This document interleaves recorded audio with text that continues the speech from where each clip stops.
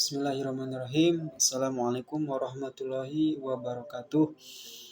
Perkenalkan, nama saya Iwan Setiawan dari STIMIK Tulus Cendekia dengan nomor NIM 1500212007. Di sini saya akan menjelaskan tentang cloud computing. Nah, jenis startup yang berkembang pesat berkembang pesat sekarang yaitu adalah Shopee. Nah, ini ada pengertian dari Shopee itu sendiri. Shopee adalah platform belanja online atau marketplace yang memungkinkan pengguna untuk berbelanja, menjual, dan menjelajahi produk dan jasa secara online.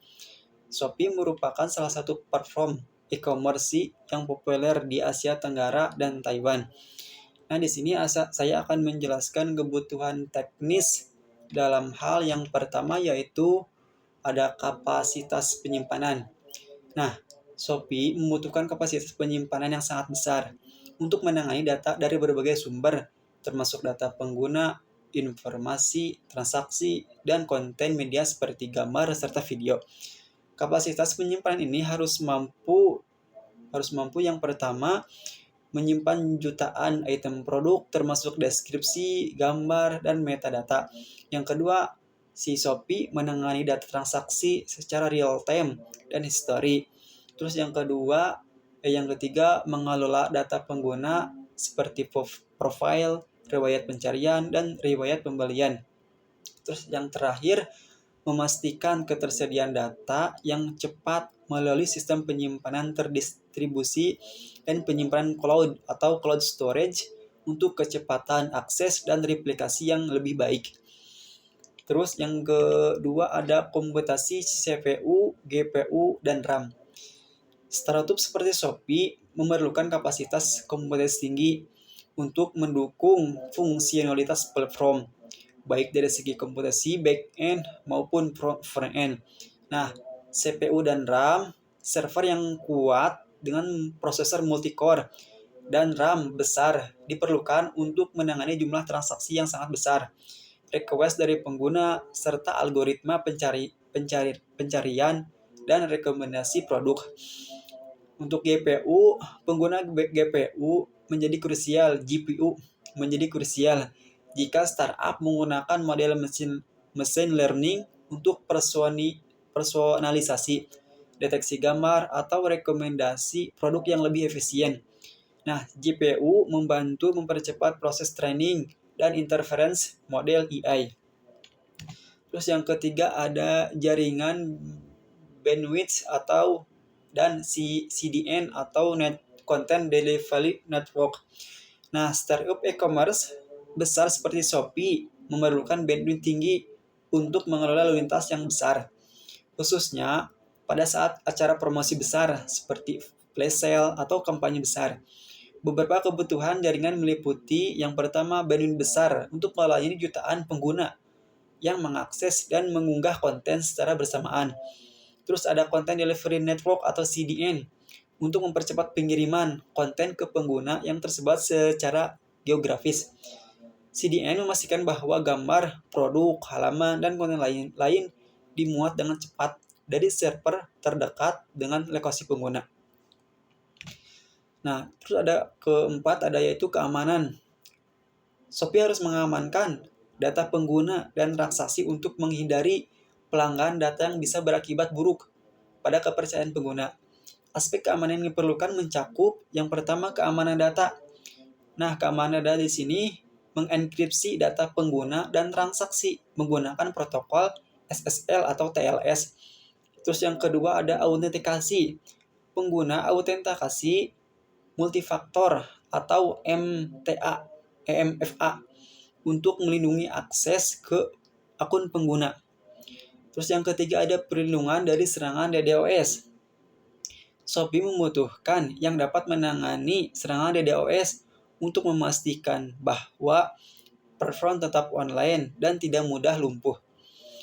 Yang keempat ada keamanan aplikasi. Keamanan aplikasi, implementasi firewall, aplikasi web atau WAF, dan pemantauan terhadap aktivitas yang mencurigakan. Terus yang kelima ada kebutuhan integrasi layanan AI. Shopee memainkan AI untuk berbagai layanan seperti rekomendasi produk, pencarian visual, deteksi penipuan, dan analisis data pengguna. Untuk memenuhi kebutuhan ini diperlukan, di sini ada 3. Yang pertama ada layanan machine learning. Nah, layanan machine learning ini platform AI untuk membangun dan menjalankan model prediksi serta rekomendasi berbasis kebiasaan berbelanja pengguna. Yang kedua ada analisis data secara real time. Shopee memerlukan layanan AI yang dapat mengolah data real time seperti analisis, tren penjualan, atau rekomendasi berdasarkan perilaku saat itu juga. Terus yang terakhir ada Natural Language Processing atau NLP. Nah, di sini untuk meningkatkan pengalaman pengguna melalui chatbot atau chat otomatis. Sistem virtualisasi yang membantu pengguna mencari produk atau menyelesaikan transaksi. Terus, nah di sini saya akan melakukan analisis komparatif, yaitu 3 penyedia layanan cloud yang itu AWS itu Amazon Web Service. Yang kedua ada Google Cloud Platform, yang ketiga ada Microsoft Azure. Nah, di sini saya akan menjelaskan secara skalabilitas. AWS menaruhkan skalabilitas luar biasa dengan layanan seperti EC2 atau scaling dan Elastic Load Balancing atau ELB. AWS mendukung pertumbuhan bisnis secara otomatis dengan menyesuaikan sumber daya berbasis permintaan. Skabilitas ini didukung oleh serverless komputasi atau AWS Lambda dan kontainer ECS atau EKS. Nah, di sini ada Google Cloud Platform. GCP juga sangat kuat dalam hal skalabilitas dengan fitur Google Kubernetes Engine atau GKE dan Compute Engine Auto Scaling. Keunggulan Google adalah kemampuan untuk menangani beban kerja besar dan mendukung skala global, terutama di bidang big data dan machine learning. Skabilitas yang Microsoft Azure menawarkan skabilitas yang mirip dengan AWS melalui Azure Virtual Machine Scala Set dan Azure Kubernetes Service atau AKS. Layanan ini mendukung cloud native application yang dapat diskalakan secara otomatis sesuai permintaan pengguna. Nah, dari ketiga ini, penyedia cloud menawarkan skabilitas yang sangat baik, tetapi AWS lah yang lebih sedikit unggul dalam hal infrastruktur global yang mendukung skabilitas untuk berbagai jenis beban kerja. Nah, di sini ada keamanan. Dari segi AWS memberikan fitur keamanan yang komprehensif termasuk AWS Identity and Access Management atau IAM, AWS Shield untuk perlindungan dari DDoS, dan AWS Key Management Service KMS untuk manajemen enkripsi kunci. Selain itu, AWS memiliki WAF atau Web Application Firewall yang sangat kuat. Dari Google Cloud Platform atau GCP menawarkan fitur keamanan serupa seperti Identity and Access Management atau yang tadi IAM, Google Cloud Armor untuk melindungi dan serangan DDoS, dan Cloud Key Management untuk enkripsi. GCP juga menggunakan Zero Trust Security Model yang meningkatkan keamanan di setiap lapisan. Terus yang ketiga ada sisi keamanan dari Microsoft Azure. Azure memiliki sistem keamanan kuat dengan Azure Active Directory untuk manajemen identitas dan akses, Azure Security Center untuk pemantauan keamanan secara real time, dan Azure DDoS Protection untuk melindungi dari serangan.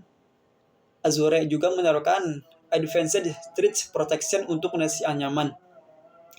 Nah, dari ketiganya memberikan keamanan tingkat tinggi dengan fitur yang mirip, tetapi Google Cloud Platform lah yang memiliki pendekatan Zero Trust yang lebih proaktif, sementara AWS dan Azure lebih matang dalam hal layanan perlindungan dari serangan DDoS. Terus yang selanjutnya ada biaya.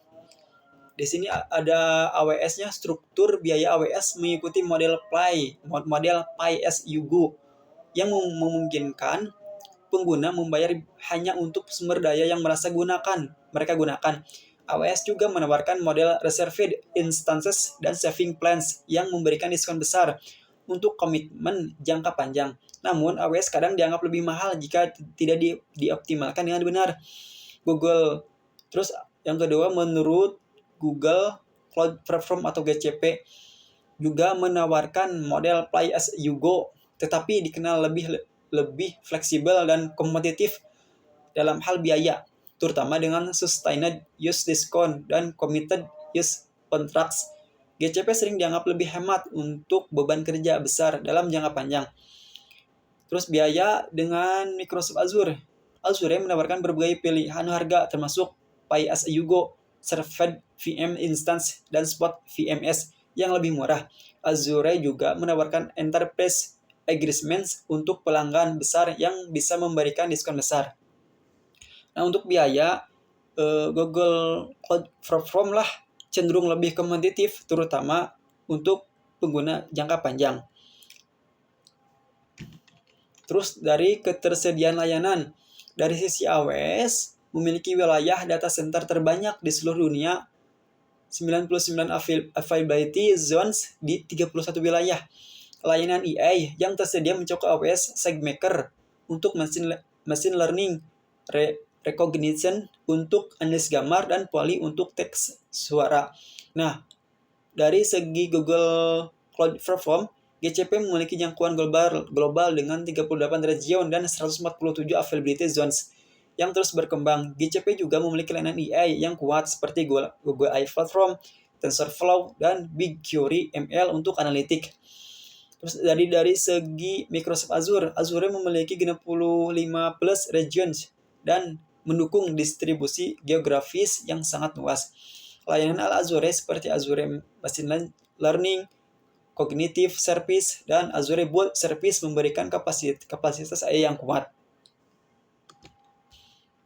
Nah, dari ketiga tersebut, ketersediaan layannya, AWS memiliki jaringan global terbesar.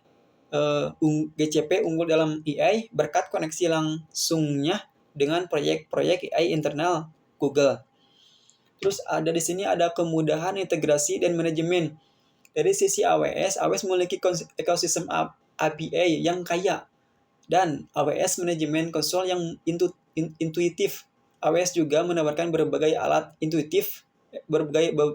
alat otomatis seperti AWS Cloud Information dan AWS Lambda. Selain itu, AWS memiliki banyak integrasi dengan penyedia layanan pihak ketiga dan mendukung berbagai bahasa pemrograman. Terus ada dari segi Google Cloud Platform atau GCP dikenal karena kemudahan pengguna dan Google Cloud Console yang bersih serta integrasi dengan layanan Google lainnya. GCP mendukung integrasi mudah dengan APIs dan alat pengembang Google lainnya seperti Firebase dan Google Kubernetes Engine. Dari segi Microsoft Azure memiliki portal yang komprehensif dan Azure Resource Manager atau ARM. Untuk manajemen otomatisasi Azure terintegrasi dengan baik dengan produk Microsoft lainnya seperti Active Directory dan Office 365 yang membuat menjadi pilihan kuat bagi perusahaan yang sudah menggunakan ekosistem Microsoft. Terus di sini ada jenis startup yang berkembang pesat, yaitu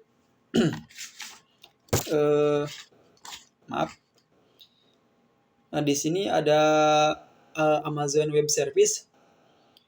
Amazon Web Service atau disingkat AWS adalah pilihan yang sangat sesuai sebagai penyedia layanan cloud untuk startup, terutama e-commerce seperti Shopee, berdasarkan beberapa alasan yang mendalam. Berikut adalah justifikasi mengapa AWS cocok dan bagaimana layanan cloud dapat mendukung pertumbuhan startup dalam jangka pendek dan jangka panjang. Nah, di sini dalam skalabilitas global dan fleksibilitas. Untuk jangka pendeknya 1 tahun, AWS menawarkan infrastruktur cloud yang sangat fleksibel dan dapat diakses secara global. Untuk startup yang mengalami pertumbuhan cepat seperti e-commerce yang terus menambah produk, pengguna, dan transaksi layanan seperti EC2. auto-scaling, dan elastic load balancing, memungkinkan startup untuk sumber daya secara otomatis sesuai dengan peningkatan beban kerja, tanpa perlu intervensi manual. Ini sangat penting untuk startup di tahun pertama yang masih mencari stabilitas beban kerja. Nah, untuk jangka panjangnya 3-50 tahun, seiring pertumbuhan dalam beberapa tahun ke depan, AWS memungkinkan ekspansi global tanpa batas dengan 19 availability zone di 31 wilayah. AWS memungkinkan perusahaan untuk menjalankan aplikasi di seluruh dunia dan mencapai ketersediaan tinggi dengan redundansi yang dibangun ke dalam layanan serverless computing AWS Lambda dan container ECS dan EKS juga mendukung mengembangkan aplikasi yang lebih scalable dan efisien baik untuk pertumbuhan pengguna lokal maupun internasional. Nah, dalam segi keamanan kepatuhan jangka pendek atau setahunnya, keamanan menjadi faktor kritis bagi startup e-commerce, terutama yang menangani data pelanggan, informasi pembayaran, dan data sensitif lainnya. AWS menyediakan alat keamanan lengkap seperti AWS Identity and Access Management atau IAM, AWS Sales, perlindungan DDoS, dan AWS Key Management Service atau KMS. Untuk manajemen enkripsi kunci, di tahun pertama, ketika startup rentan terhadap ancaman siber, AWS lah yang menawarkan solusi keamanan yang kokoh untuk melindungi data dan aplikasi. Nah, untuk jangka panjang 3-50 tahun, keamanan yang disediakan oleh AWS sangat fleksibel dan dapat custom sesuai kebutuhan di masa depan. Ketika startup berkembang menjadi perusahaan besar dengan persyaratan kepatuhan yang lebih ketat, AWS lah yang mendukung berbagai standar keamanan global, termasuk PCI DDoS, ISO 27001, SOC, yang memungkinkan startup untuk mengelola risiko keamanan dan tetap patuh terhadap peraturan yang berlaku. Nah, dari model biaya yang fleksibilitas untuk jangka pendeknya 1 tahun, AWS menggunakan model Pay as you go yang sangat cocok untuk startup yang belum memiliki proyek pemerintahan yang jelas.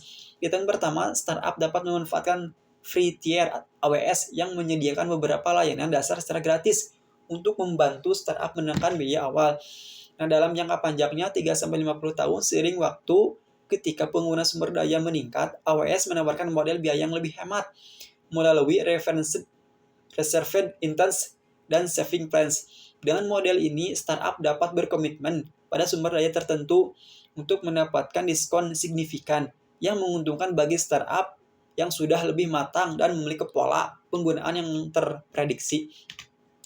Terus di sini ada ketersediaan layanan AI dan analitik. Untuk jangka pendeknya 1 tahun, AWS menyediakan berbagai layanan AI dan machine learning yang siap digunakan seperti AWS SageMaker untuk membangun, melatih, dan menerapkan model machine learning dengan cepat. Pada tahap awal, startup dapat menggunakan fitur ini untuk menggunakan pengalaman pengguna mulai sistem rekomendasi, analisis perilaku pengguna, dan personalized marketing tanpa perlu mengembangkan infrastruktur AI dari nol. Terus ada jangka panjangnya 3-50 tahun. Dalam jangka panjang, layanan AI AWS dapat diperluas lebih jauh untuk mendukung analitik data besar, otomatisasi, dan personalisasi yang lebih dalam.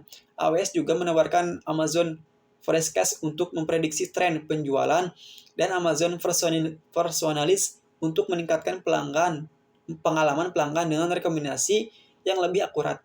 Layanan ini dapat diintegrasi ke dalam strategi pengembangan bisnis di masa depan, membantu perusahaan tetap kompetitif di pasar. Terus ada dari segi ekosistem layanan dan integrasi pihak ketiga. Untuk jangka pendeknya 1 tahun, AWS menawarkan manajemen konsol yang mudah digunakan serta API yang memungkinkan startup untuk mengintegrasi berbagai layanan tanpa perlu memahami infrastruktur kompleks. Tahun pertama adalah waktu yang kritis bagi startup, di mana mereka perlu mengoptimalkan waktu pengembangan, dan AWS menyediakan alat otomatisasi seperti AWS Cloud Formation dan Elastic Beanstalk untuk mempercepat pengembangan aplikasi. Dari jangka panjangnya 3-50 tahun, di sini AWS memiliki ekosistem yang sangat luas, memungkinkan integrasi dengan berbagai layanan pihak ketiga seperti CRM, ERP, dan alat analitik lainnya. Ketika startup tumbuh, AWS memfasilitasi integritas yang lebih kompleks seperti CI, CD, VPLNS, DevOps tools, dan multi-cloud arsitektur, sehingga mendukung operasi yang lebih efisien dan cepat beradaptasi terhadap perubahan teknologi. Nah, di sini ada rancangan arsitektur arsitektur infrastruktur cloud Amazon Web Service beserta komponen-komponen utama. Nah, di sini saya akan menjelaskan tentang Elastic Load Balancer. Nah, fungsinya menyeimbangkan lalu lintas pengguna dari front end ke beberapa instances seperti aplikasi. Terus yang selanjutnya di sini Amazon EC2 fungsinya atau sebagai server aplikasi. Fungsinya inti menjalankan aplikasi e-commerce dan menangani logika bisnis. Terus yang Amazon RDS ini atau disingkat Relation Database Service fungsinya menyimpan data aplikasi seperti informasi produk, pengguna, dan transaksi. Terus yang selanjutnya ada Amazon S3 atau disingkat Simple Storage Service. Fungsinya untuk menyimpan file statis seperti gambar, produk, video, dan dokumen. Nah, terus ada Amazon CDN atau Amazon CloudFront. Fungsinya untuk menyajikan konten statis, gambar, video dengan latensi rendah melalui jaringan global. Nah, di sini ada AWS Lambda. AWS Lambda atau serverless function fungsinya untuk menangani event-based operation tanpa memerlukan service yang terus-menerus aktif. Nah, di sini ada Amazon SageMaker atau layanan EA. Fungsinya membangun dan menerapkan model machine learning seperti rekomendasi produk atau analitik perilaku pelanggan. Nah, terus ada Amazon API Gateway. Amazon API Gateway ini fungsinya untuk menghubungkan aplikasi front-end dengan layanan back-end seperti Lambda atau server aplikasi. Terus ada AWS atau WAV. AWS WAV atau disingkat dengan Web Application Firewall ini fungsinya untuk melindungi aplikasi dari serangan cyber seperti SQL injection atau XSS atau cross-site scripting. Terus ada Amazon CloudWatch. Amazon CloudWatch ini berfungsi untuk memantau kinerja aplikasi dari infrastruktur AWS serta menjadikan log dan alarm. Nah, untuk alur data dari front end ke back end, pengguna mengakses aplikasi e-commerce melalui browser atau aplikasi mobile atau bisa sekarang Shopee atau yang lain. Permintaan dikirim ke LB. Nah, ke sini ke LB atau Elastic Load Balancer untuk diteruskan ke server aplikasi. Nah, di sini ELB menerima permintaan pengguna dan mendistribusikan ke beberapa instansi EC2. Nah, ini ke server aplikasi untuk menjaga ketersediaan dan performa aplikasi. Nah, si server aplikasi atau Amazon EC2 memproses permintaan dari pengguna jika diperlukan. Aplikasi berkomunikasi dengan database atau RDS atau menyajikan konteks statis dari S3. Nah, ini S3. Pada titik ini, aplikasi yang berinteraksi dengan AL atau Amazon SageMaker untuk menghasilkan rekomendasi produk. Terus si database ini atau Amazon RDS menyimpan semua data aplikasi seperti produk, transaksi, dan pengguna. Permintaan CRUD itu create, read, user dikirim oleh server aplikasi untuk mendapatkan atau memperbarui data. Nah, untuk yang selanjutnya adalah langsung ke Amazon SageMaker. Amazon SageMaker server aplikasi memanfaatkan model machine learning yang dideploy melalui SageMaker untuk memproses data pengguna dan memberikan rekomendasi atau analisis berbasis AI.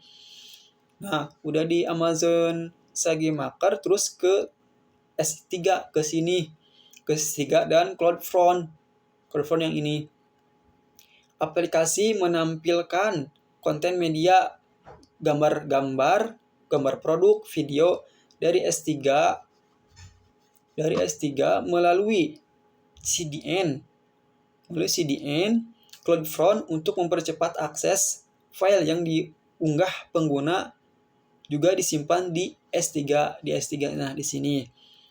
Terus yang terakhir ada monitoring dan security. Nah, langsung ke sini. Dari sini ke sini langsung ke sini. Monitoring dan security atau CloudWatch dan WAF. CloudWatch memantau seluruh infrastruktur dan log aktivitas aplikasi secara WAF untuk melindungi aplikasi dari serangan yang membahayakan. Nah, itu adalah alur data dari front end ke back end. Nah, untuk cukup sekian. Mohon maaf bila ada kesalahan. Wassalamualaikum warahmatullahi wabarakatuh.